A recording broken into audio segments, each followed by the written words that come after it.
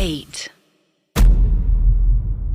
जो divine position होती है जैसे जो कोई भूता गोला वगैरह करते हैं, तो क्या उनकी लाइक बॉडी को एनर्जी लेवल पे भी काफी नुकसान होता है ऐसा होने से बार बार? ऊर्जा का हास तो नहीं होता है, लेकिन शारीरिक लेवल पे नुकसान होता है। हाँ, तो फिजिकल लेवल पे फिजिकल लेवल पे बहुत बड़ा नुकसान होता है, क्योंकि उतना ही पेन जो उन्होंने उतनी उस बीच में पूरा सहा होगा, वो पूरा का पूरा पेन उनकी बॉडी को बाद में होगा, 100% होगा।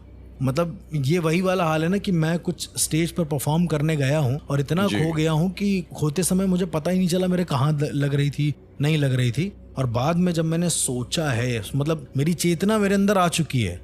जब हम ये बोलते हैं सोचा है, दैट मीन्स मेरी चेतना मेरे अंदर आके बता रही है या फिर चेता रही है कि ऐसा कुछ हुआ है। तो जब वो होता है तब पता चलता है कि अरे यार चोट भी लगी है, इसको भी देख लो। इसका मतलब आप अपनी फिजिकल बॉडी से कट चुके हैं, आप उसके साथ अद्वैत हो गए हैं। वो जो म्यूजिक चल रहा है या फिर जो मोनोलॉग चल रहा है, आप उसके साथ अद्वैत हो चुके हैं। अब आपको मारो काटो, आपको फर्क नहीं पड़ेगा।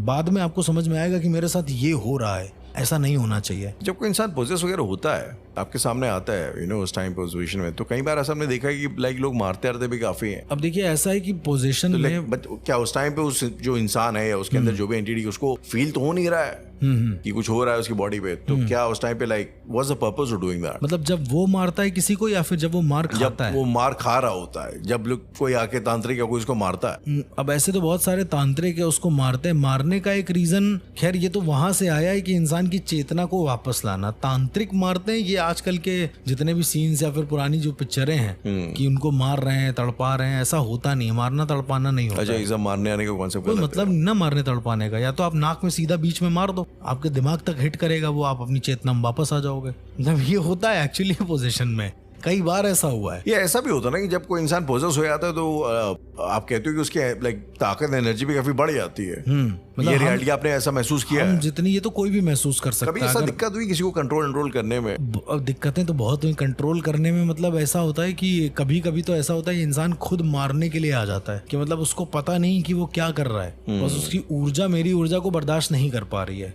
मतलब उसे वहां से निकलना है समहाउ।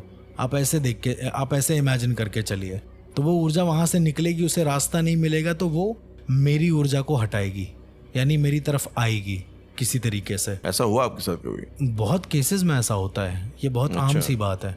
अब किसी के केसेस में तो हम जाते हैं तो वहाँ पे लोग रहते हैं पकड़ने के लिए या फिर ऐसा करके, पर उन केस का क्या, जो इंसान हमें खुद बुला रहा है वो खुद ही पोजेस है। वो बुला के गेट लॉक भी कर रहा है, मेरे सामने कुर्सी डाल के बैठा भी हुआ है। अब जरा आप इमेजिन करो। हाँ, आप इमेजिन करो, पर उस समय पोजेस नहीं, उस समय नॉर्मल है। उसने बुलाया, बोलता है मेरे पास ये दिक्कतें हैं, ऐसा है। मैं गया, उसने गेट बंद किया, अंदर बैठे हम लोग। और उसका घर काफी बड़ा था, घर से बाहर निकलने में टाइम लग जाए इतना बड़ा था। मतलब थोड़ा टाइम लगता था, काफी बड़ा घर था उसका, ठीक है। अब वो मेरे सामने कुर्सी डाल के बैठा हुआ है और अचानक से पोजेस हुआ। आप इमेजिन करके देखो, ऐसा घर जहाँ पर आप आगे पीछे कुछ नहीं जानते हो, जहाँ पर ये भी नहीं जानते हो कि अभी हम कमरे के अंदर आए तो क्या पैटर्न है, किस तरीके से बाहर निकलना है। और उसके अंदर आप एक पोजेस इंसान के साथ बैठे हो और जो कह रहा है मैं तुझको मार डालूंगा। तो ये चीजें बहुत होती है मेरे साथ। मतलब 90% ऐसे केसेस हुए जिसमें लोगों के पास कोई पकड़ने के लिए था नहीं और वो मारने के लिए आ गए हैं समहाउ। फिर यहाँ पर स्पर्श विज्ञान काम आता है, फिर यहाँ पर मुद्रा विज्ञान काम आता है कि इंसान जो आपको इस तरीके की चीजें करने आ रहा है, जिसके साथ भी इम्बैलेंस है ऊर्जा का, उसके शरीर के किस भाग को आप पकड़ो कि आपकी ऊर्जा उसकी ऊर्जा के समानांतर हो जाए और ये नॉर्मल हो जाए बेसिकली। अच्छा, अगर बात करें मैनिफेस्टेशन की, ठीक है, तो कई बार लाइक ऐसा भी होता है, मैंने लाइक ऐसे कैरेक्टर्स देखे हैं जो बचपन में कुछ ऐसी चीजें एक फिल्म भी थी ब्यूटीफुल माइंड, अगर आपने देखी तो, एक मैथमेटिशियन की लाइफ के ऊपर बेस्ड है, रियल कैरेक्टर है। ओके। एंड उनके साथ ये इशू था कि उन्हें कुछ ऐसे कैरेक्टर दिखाई देते थे, लाइक एक उनका बेस्ट फ्रेंड टाइप का था, वो दिखाई देता था। एक उनकी बाद में फ्यूचर में बेटी दिखाई देती थी। एंड ये एक ऐसा फ्रेंड था कि वो बचपन में बड़े लोनली थे, तो उन्होंने अपना एक दोस्त इमेजिन कर लिया था। अच्छा। और करते करते करते वो, अगर मैं आपसे पूछूं, क्या वो इतना सोच करके वो मैनिफेस्ट कर लेते हैं वो इस किस्म की एनर्जी? कोई भी कर सकता है, ये थोड़ा डेंजरस है, लेकिन कर कोई भी सकता है, क्योंकि आपको नहीं पता कि आपकी जो इमेजिनेशन है या फिर जो आपकी कह सकते हैं कि सोचने की क्षमता है, वो ऊर्जा जिस प्रकार से ट्रैवल कर रही है आपको नहीं पता। हो सकता है कभी कभी बात बात में अचानक से ऐसी जगह वो ऊर्जा ट्रैवल कर जाए कि एक्चुअली में मैनिफेस्ट हो जाए। जैसे हम लोग कहते हैं कि हमारी ज़बान पर सरस्वती एक दिन विराजमान हो जाती है, मतलब एक टाइम ऐसा क्यों होता है कि हम स्वयं ब्रह्म को प्राप्त कर लेते हैं, है ना? तो उसका रीजन यही है। ऐसा कोई केस वगैरह हैंडल किया आपने? मतलब जिसमें एक मैनिफेस्टेड एनर्जी से किसी contact इंसान ने हुआ। कुछ ऐसा एक एंटिटी या कुछ ऐसा मैनिफेस्ट कर लिया है और अब देखिए मैनिफेस्टेशन भी अगर वो करेगा ना तो उसे कोई ना कोई ऐसी भौतिक फॉर्म चाहिए या फिर भौतिक चीजों से जुड़ाव चाहिए जिसके थ्रू वो समझ पाए कि वो एनर्जी क्या है। अगर एनर्जी समझाना चाहती है उदाहरण के तौर पे, और वो एक हवा के फॉर्म में इधर उधर घूम रही है आपके पास, तो आपको क्या पता चलेगा? कुछ नहीं। उसका एहसास हो सकता है, पर आपको वो एनर्जी दिखेगी कैसे? आप उसको एक शक्ल देंगे। हाँ, आप ही उसको एक शक्ल देंगे, लेकिन वो जो शक्ल होगी वो दोनों की परस्पर बॉन्डिंग से होगी। वो जो ऊर्जा होगी जी, वो आप ही के जीवन की कोई ऐसी ऊर्जा को या फिर इस दुनिया से जुड़ी हुई कोई मेमोरी को, हाँ मेमोरी को, या फिर इस दुनिया से जुड़ी हुई कोई ऐसी ऊर्जा को एक आकारिक रूप में अभिव्यक्त करेगा। वो बताएगा कि ऐसा।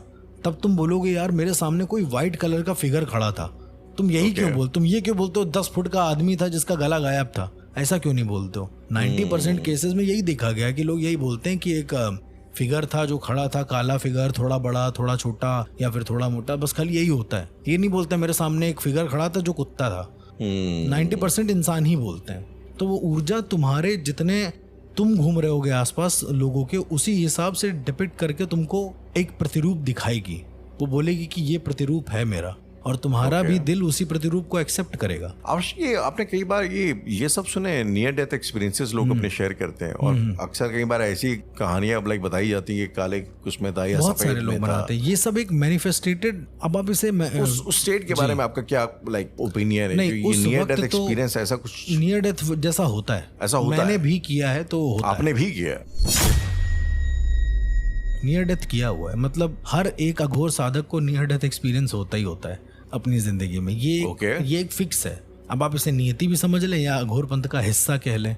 Near death experience, past life experience. पर आप ये श्योर हो कि वो आपने मैनिफेस्ट नहीं किया हुआ, वैसा कुछ हुआ था? हाँ, वो मैनिफेस्टेड नहीं था, वो बिल्कुल भी मैनिफेस्टेड नहीं था। क्या अगर आप बता सकते हैं क्या? मतलब मैं पूरा नहीं बता पाऊंगा उस इंसिडेंट को, अलाउड नहीं है पूरा इंसिडेंट, क्योंकि साधना के दौरान हुआ था ना। अगर वो नॉर्मल मेरी जिंदगी में हुआ होता तो मैं मान सकता था। ऐसा अगर हल्का आइडिया देना हो तो किस तरीके का? मतलब ये कुछ वैसा था कि मैं मर चुका हूँ पूरी तरीके से, मुझे दिख रहा है कि मैं मर चुका हूँ। ये कुछ वैसा वाला नियर डेथ एक्सपीरियंस था। ये होता ना कि आपका ब्रह्म आपको ये जता देता है कि अब तुम गए, अब तुम नहीं बचोगे इस दुनिया में।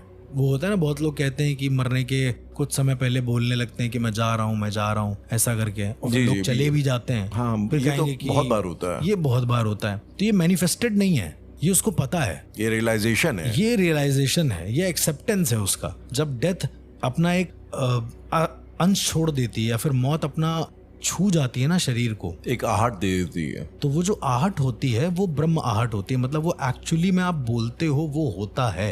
उस आहट को ही ब्रह्म कपाल और ब्रह्म संहिता जितनी भी लिखी गई हैं उसमें इनको ब्रह्म आहट बोला गया, जो होती है।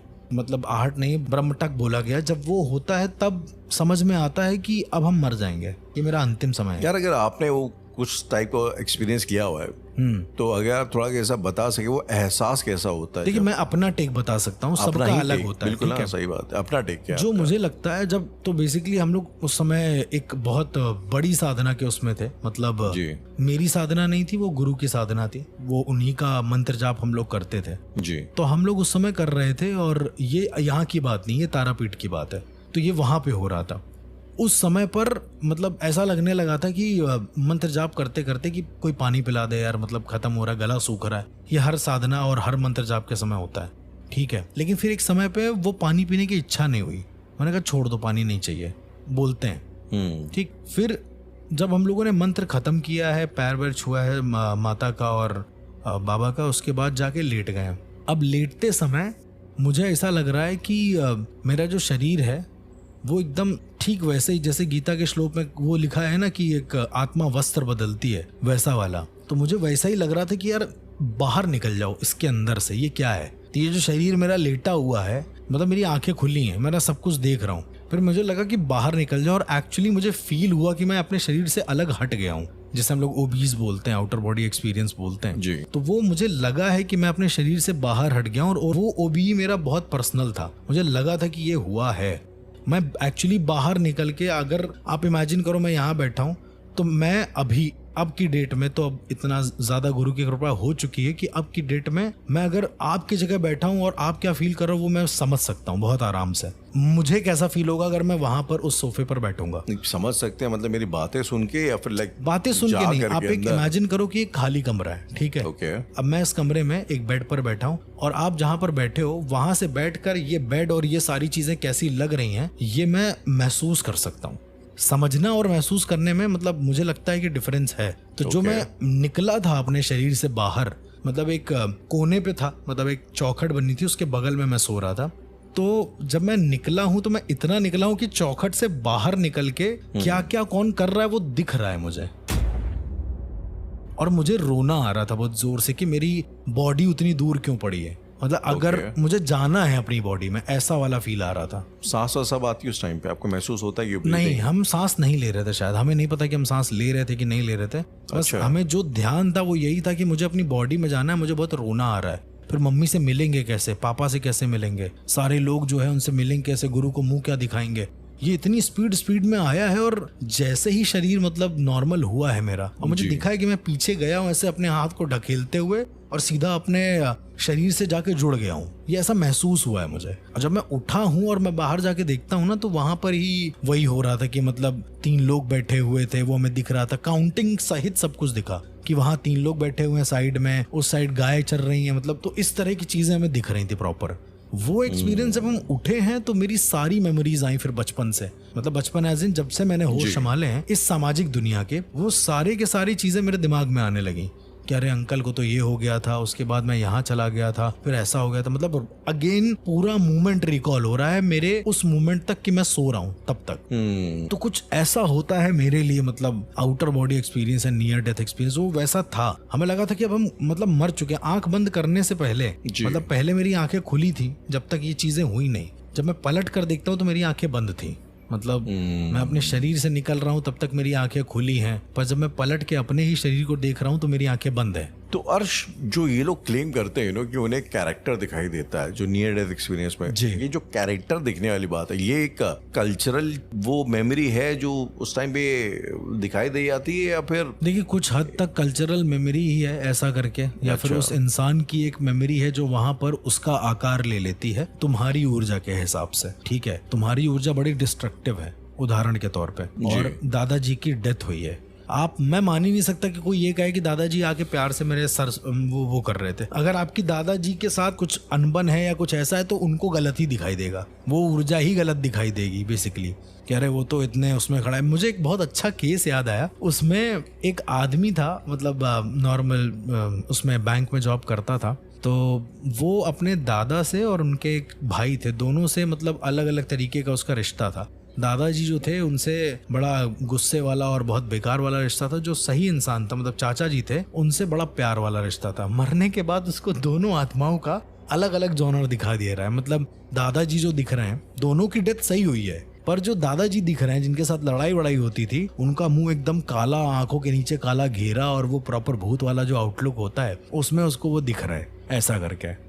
और जो चाचा जी हैं वो एकदम प्यार से, एकदम वेल ड्रेस्ड अच्छे से वो उसका सर आके सुरा रहे हैं ऐसा करके। यार ये तो मेरा एक पर्सनल एक्सपीरियंस है। ओके, प्लीज बताइए। तो ये मेरे नाना जी हैं, मेरे नाना जी तहसीलदार थे, तो थ्रू आउट बड़े उनका रोबिलिया टाइप कैरेक्टर थे वो, ठीक है, ज्यादा किसी बातचीत करते नहीं थे, अड़ियल खड़ूस टाइप के आदमी थे, और उनका थ्रू आउट हर कोई यही जानता था, ठीक है। अभी क्या है कि लेकिन मैं थोड़ा पहला ऐसा बच्चा था जिससे बातचीत करते थे, मैं उनसे बातचीत करता था। और मुझे एक सीन हमेशा याद है, लाइक मेरे मामा जी की शादी थी, और मेरे मामा जी की शादी में होने वाली थी, तो उसकी बारात में वो कैसे नाचेंगे, तो मुझसे पूछ रहे थे कि तू मेरे को बता कि कैसे तू डांस करता है, तो मैं भी ऐसे डांस करूंगा। मैंने कहा सही है यार, तो मैंने बताया, उन्हें थोड़ा भांगड़ा टाइप का किया। और ये रूप जो है ना उनका, बेसिकली ये शायद दुनिया में मैं बिरला इकलौता लौंडा हूँगा इसने वो चीज़ देखी होगी। अच्छा। तो अभी कुछ टाइम बाद, जब मैं उस टाइम में बड़ा छोटा, जब मैं बड़ा हुआ थोड़ा, तो एक बार ये ऐसी पता चला कि हमारे मामा जी को नाना जी दिखाई देते हैं, और उनको गाली दे रहे, हड़का रहे हैं, और ये है। और फिर ये हुआ कि उनकी आत्मा, सब लोगों ने मान लिया, अज्यूम कर लिया कि उनकी आत्मा नाराज है और नाराज है, हाँ, नाराज है और भड़की है, क्योंकि वो भड़के रहते थे। तो मैं अब उनको बताऊं कि कैसे बताऊं बोलता हूँ कि नाना जी यार ऐसे अलग भी थे, वो तो वो रूप भी था उनका। इनका वो रूप भी था, यू नो, वो तो एक कैरेक्टर जो इंसान प्ले करता है सबके सामने। तो अगेन जो आप मुझे बोल रहे हैं ना कि आप उसको मैनिफेस्ट कैसे करते हैं, मुझे ऐसा लगता है ये बड़ी लोगों ये की भी कहीं कहीं पर डिपेंड करता है राहुल, लेकिन मैं अगर वही आपको बोल रहा हूँ, नहीं, पर ये जैसे हर इंसान के रूप होते हैं, आप हो इस बात को सकता है, मानते हैं right? हम भगवानों के अलग अलग रूप की बिल्कुल, पूजा बिल्कुल। करते ही हैं, तो हर इंसान का भी एक मल्टीपल कैरेक्टर होता है, बिल्कुल। हर किसी के सामने मल्टीपल पर्सनालिटी अब होती जैसे है। किसी किसी को वो आत्मा परेशान करती है, किसी किसी को आत्मा परेशान नहीं करती है। तो प्रॉब्लम ये उस इंसान की एक आखिरी छवि है जो आपके दिमाग में है, जो आपको परेशान कर रही है। हो सकता ऐसा है। बोला जा सकता है। बोला जा सकता है, बिल्कुल बोला जा सकता है। मतलब तब तक जब तक वो आपकी एक फिजिकल फॉर्म को नहीं टच कर रही है, तब तक। पॉसिबली